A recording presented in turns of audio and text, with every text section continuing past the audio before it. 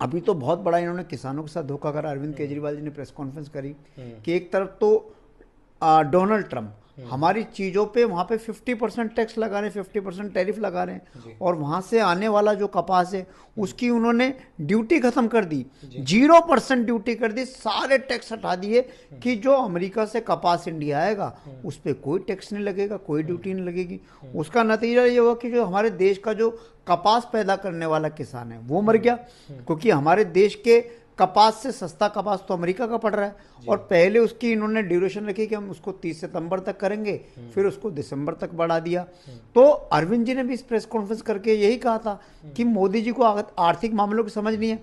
और आज ऐसे समय पे जब अमेरिका हमारे ऊपर टैक्स का बर्डन इतना ज़्यादा डाल रहा है, अमेरिका के 50% टैरिफ की वजह से आज क्या हुआ, आज पूरी की पूरी इंडस्ट्री कोलैप्स हो गई, सिल्क इंडस्ट्री कोलैप्स हो गई, हैंडीक्राफ्ट इंडस्ट्रीज कोलैप्स हो गई, सारी इंडस्ट्रीज कोलैप्स हो गई।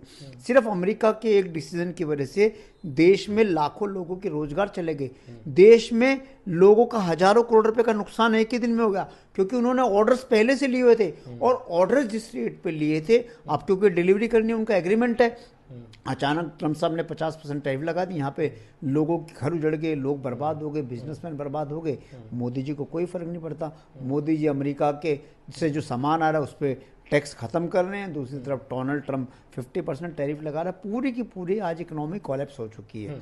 आज इकोनॉमी का यह हाल है कि आज हमारे देश, जो मोदी जी खुद कहते थे कि जब रुपए की कीमत गिरती है तो सरकार की भी कीमत गिरती है, तो आज मोदी जी के राज में रुपया आज अपने सबसे न्यूनतम स्तर पे है। और जिस तरीके के हालात हैं आज, हमारी जो इकोनॉमी है वो वर्ल्ड में वीक हो रही है। ये कहने की बात करते हैं कि जी हम वर्ल्ड की 4th लार्जेस्ट इकोनॉमी, लेकिन 4th लार्जेस्ट इकोनॉमी आप इसलिए कह रहे हो कि आपकी पॉपुलेशन बहुत ज़्यादा है।